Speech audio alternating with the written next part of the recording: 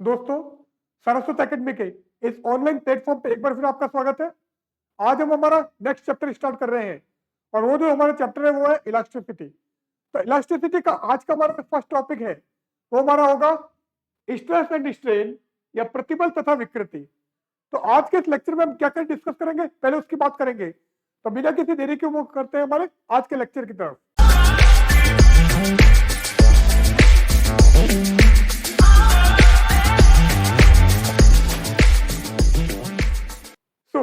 आज के हमारे जो टॉपिक है वो है, फर्स्ट हमारा टॉपिक होगा इलास्टिसिटी या प्रत्यास्थता।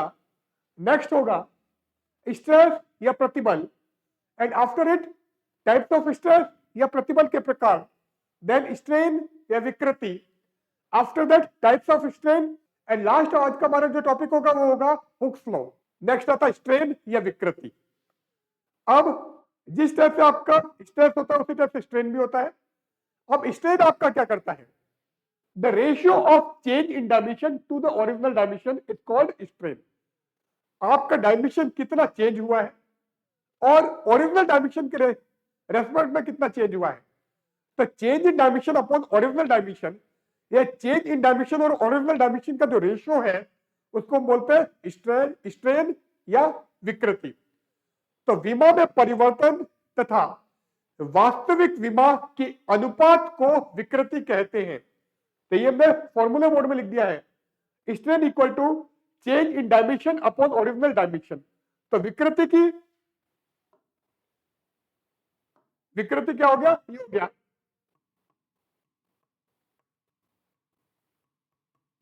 विमा में परिवर्तन अपॉन वास्तविक विमा।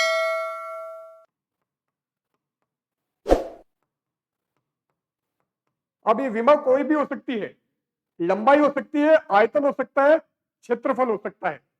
तो अगर आप लेंथ की बात करोगे तो change in length upon original length, लंबाई में परिवर्तन अपॉन वास्तविक लंबाई। अगर एरिया की बात करोगे तो change in area upon original area, क्षेत्रफल में परिवर्तन अपॉन वास्तविक क्षेत्रफल। और अगर वॉल्यूम की बात करोगे तो change in volume upon original volume, या आयतन में परिवर्तन अपॉन वास्तविक आयतन। अब एक्चुअल में ऊपर भी लेंथ नीचे भी लेंथ, तो लेंथ से लेंथ चेंज कैंसिल हो जाएगा। इसका मतलब इसकी कोई भी यूनिट नहीं होती है। तो यूनिट लोगे तो क्या आएगा, दिस इज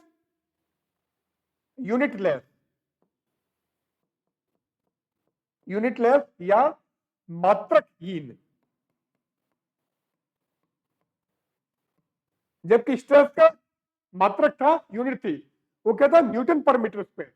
अगर डायमेंशन की बात करें तो क्योंकि यूनिट ही नहीं है तो डायमेंशन भी नहीं होगा, तो दिस इज डायमेंशनलेस या विमाहीन। तो मात्रकहीन और विमाहीन हमारी राशि कौन सी, स्ट्रेन। अब स्ट्रेन कितने टाइप के होते हैं उसकी हम बात करते हैं। टाइप्स ऑफ स्ट्रेन या विकृति के प्रकार। अब फर्स्ट स्ट्रेस हमारा था लॉन्गिट्यूडनल स्ट्रेस और नॉर्मल स्ट्रेस, अनुदैर्ध्य प्रतिबल या अभिलंब प्रतिबल। तो उसी टाइप से हमारा स्ट्रेन भी है, लॉन्गिट्यूडनल स्ट्रेन और टेंसाइल स्ट्रेन और लीनियर स्ट्रेन। अनुदैर्ध्य विकृति या तनन विकृति या रेखीय विकृति। अब यहां पर क्लियर है कि लेंथ से रिलेटेड है, लंबाई से रिलेटेड है। तो longitudinal strain equal to change in length upon original length। तो अनुदैर्ध्य विकृति क्या आ जाएगी, अनुदैर्ध्य विकृति हमारी हो गई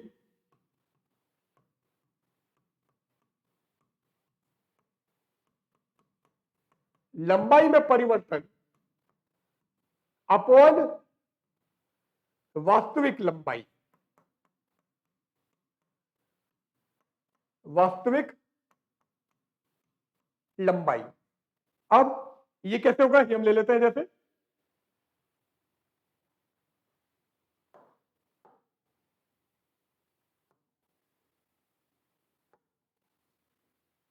अब जैसे ये हमारी कोई बॉडी,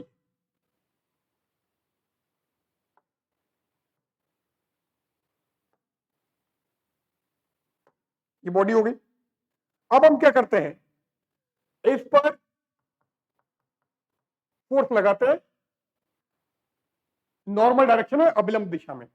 तो जैसे फोर्स लगाओगे इससे क्या होगा,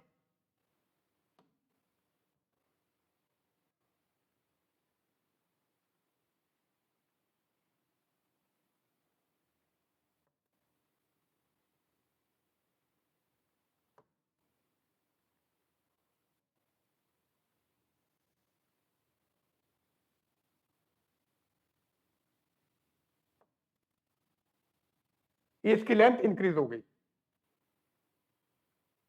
ठीक है, सो अब यहां पर एक्चुअल लेंथ तो इसकी ये थी,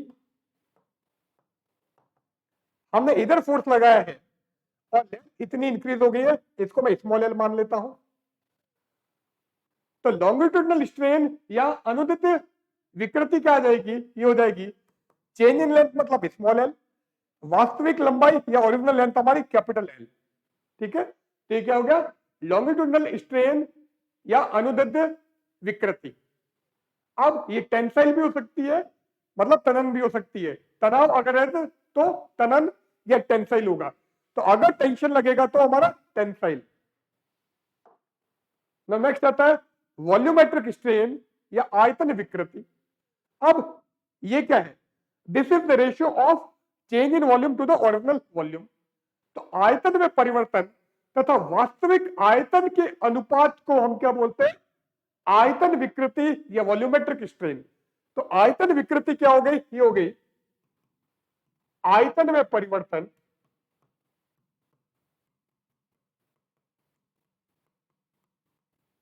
डिवाइडेड बाय वास्तविक आयतन, वास्तविक आयतन। जैसे मैं डायग्राम बना देता हूं अभी, आप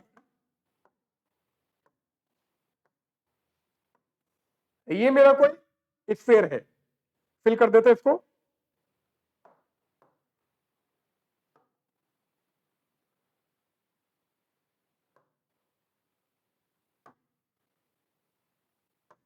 ये हो गया। नाउ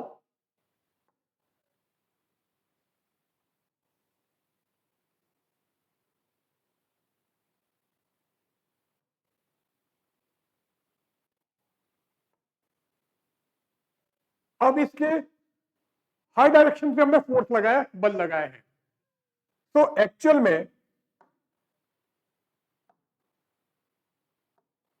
इसका वॉल्यूम तो था कैपिटल वी, बड़े वाले का, और छोटे वाले का वॉल्यूम हमारा है, ये मान लेते हैं हम स्मॉल वी।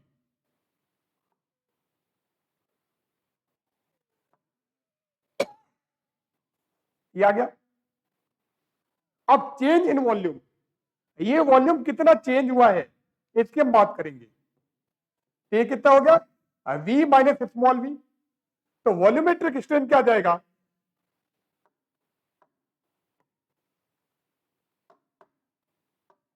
ये हो जाएगा capital V minus small V divided by capital V, या फिर आप ये भी कर सकते हो डेल वी बाई वी। तो आयतन में परिवर्तन अपॉन वास्तविक आयतन, change in volume upon original volume, ये जो रेशियो होगा, ये जो अनुपात होगा, दिस इज वॉल्यूमेट्रिक स्ट्रेन या आयतन विकृति है। नेक्स्ट आता है शियर स्ट्रेन और स्ट्रेन ऑफ शेप, विरूपण विकृति या आकृति की विकृति। अब इसमें क्या है, यहां पर आपकी शेप चेंज हो जाती है।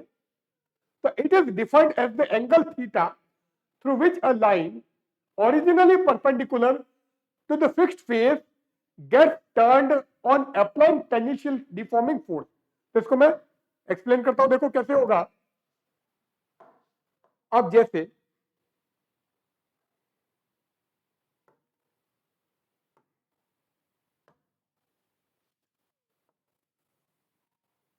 ये मेरी ज्योमेट्री है, क्लियर है। अब हम क्या करते हैं, इसका जो नीचे वाला पोर्शन है इसको इसको मैं फिक्स कर देता हूं। ये क्या फिक्स्ड है, दिस इज फिक्स, ये तो हमने फिक्स कर दिया। अब ऊपर वाले फेस पर हम टेंजेंशियल फोर्स लगाते हैं, इस पर फिर एक बल लगाते हैं। अब इससे क्या होगा, अगर मैं इसकी मार्किंग करूं,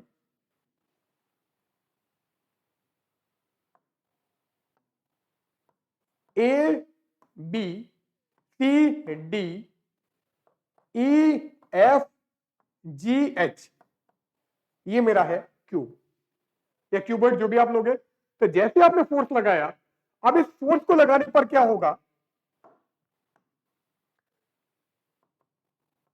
ये सी तो यहां कहीं सी डैश पर आ गया, बी जो था वो हमारा बी डैश पर आ गया, इसी टाइप से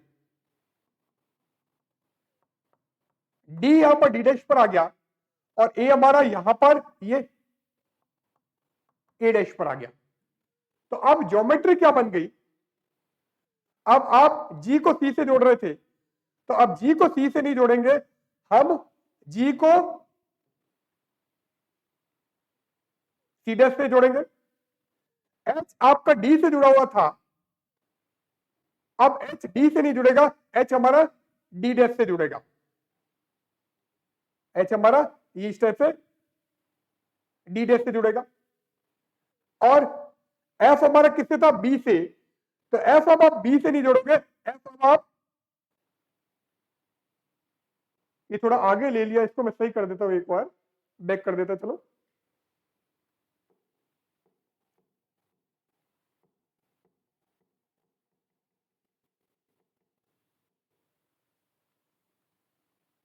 पूरा हटाना पड़ेगा ये, क्योंकि डायग्राम थोड़ा अच्छा नहीं लग रहा है, मैं चेंज कर देता हूं उसको, चलो पहले इरेज कर देता हूं मैं। ये हमारा डायग्राम था, ठीक है। अब हम क्या कर रहे हैं, इसको हमने फिक्स कर दिया है, ये हमारा फिक्स्ड है, और ऊपर की साइड में हम फोर्स लगा रहे हैं एफ। अब इसकी अगर मैं मार्किंग करूं, A B C D E F G H, तो जैसे आपने फोर्स लगाया, तो बी तो हमारा आ जाएगा यहां पर कहीं बी डैश पर, और सी यहां पर आ गया ये सी डैश पर, और ये ए आगे खिसक जाएगा, ए यहां पर कहीं पर ए डैश पर आ गया, और डी हमारा इधर आ गया डी डैश पर, ठीक है। तो अब ज्योमेट्री कैसे बन गई, अलग कलर ले लेता हूं मैं, नहीं तो पता नहीं चलेगा, ये ग्रीन ले लिया। नाउ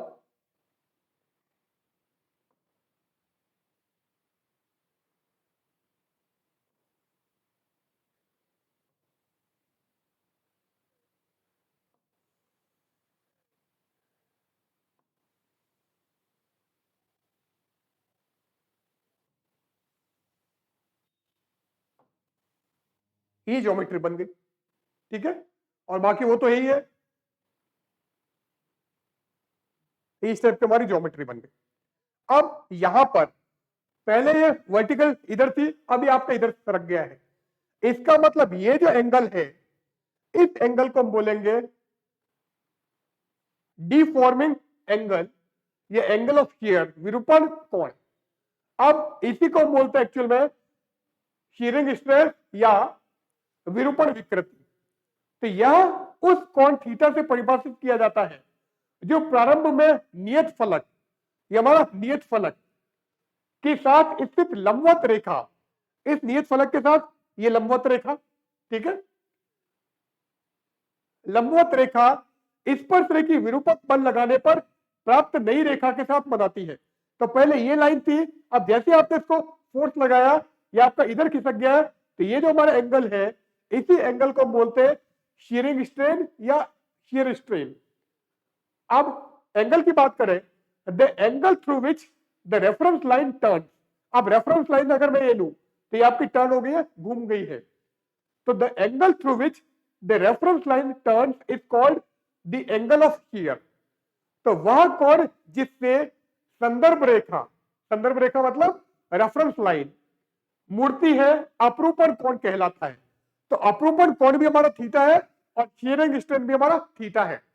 अब मैंने कहा था स्ट्रेंथ की कोई भी यूनिट नहीं होती, कोई डायमेंशन नहीं होता है, पर क्योंकि शीयरिंग स्ट्रेंथ की बात कर रहे हैं कि आपकी एंगल की टर्म्स में है, तो ये जो आपका स्ट्रेन है या अपरूपण विकृति जो होती है इसकी यूनिट होती है, और इसकी यूनिट क्या है? यूनिट हमारी है रेडियन। क्या है? रेडियन। तो केवल अपरूपण विकृति की ऐसी विकृति है जिसका मात्रक होता है, डायमेंशन तो नहीं होगा, क्योंकि एंगल क्या होता है? आर्क अपॉन रेडियस, कोण बराबर चाप अपॉन त्रिज्या। तो चाप भी लंबाई है और त्रिज्या भी लंबाई है, तो लंबाई से लंबाई कट जाएगी, तो डायमेंशन तो नहीं मिलेगा, विमा तो नहीं होगी, बट इसका मात्रक होगा, यूनिट होगी, और यूनिट क्या होगी? रेडियन।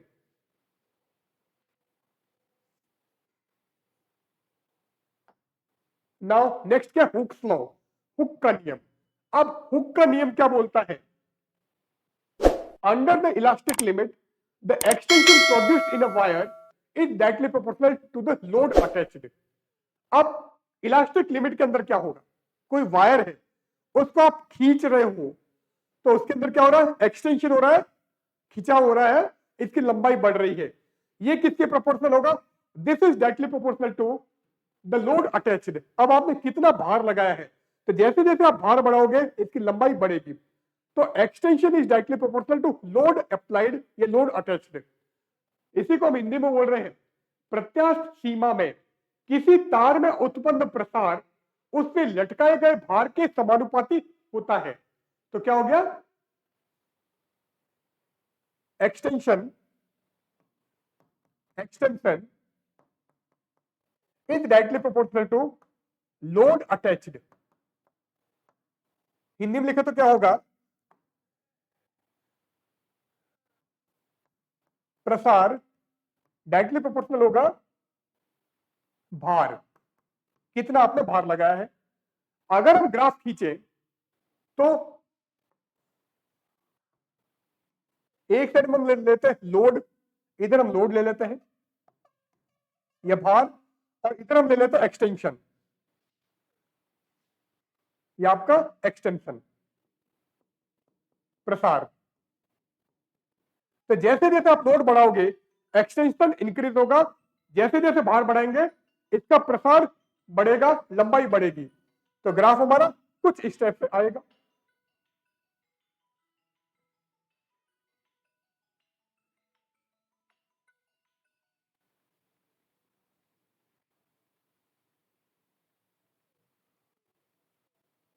तो इस टाइप से हमारा डायग्राम आएगा। ठीक है, आगे बढ़ते हैं। नाउ अब यंग ने इसमें थोड़ा सा चेंज किया था। उसने क्या किया? थॉमस यंग ने हुक के नियम को संशोधित किया। हुक के संशोधित नियमानुसार प्रत्यास्थ सीमा में प्रतिबल विकृति के समानुपाती होता है। अब थॉमस यंग ने क्या किया? उसमें मॉडिफाई किया, चेंज किया है। वो ये बोलता है कि under elastic limit stress is directly proportional to strain. तो प्रत्यास्थ सीमा में या इलास्टिक लिमिट में स्ट्रेस हमारे स्ट्रेन के प्रोपोर्शनल होगा, प्रतिबल विकृति के समानुपाती होगा। तो stress is directly proportional to strain या प्रतिबल समानुपाती होगा किसके? विकृति के। नाउ अगर हम प्रोपोर्शनलिटी साइन को हटाते हैं तो कांस्टेंट आता है, क्या आता है? नियतांक आता है। तो यहां से क्या आ गया? ये हो गया stress is equal to, constant लगाते थे ई इंटू स्ट्रेन। तो ये क्या हो गया? प्रतिबल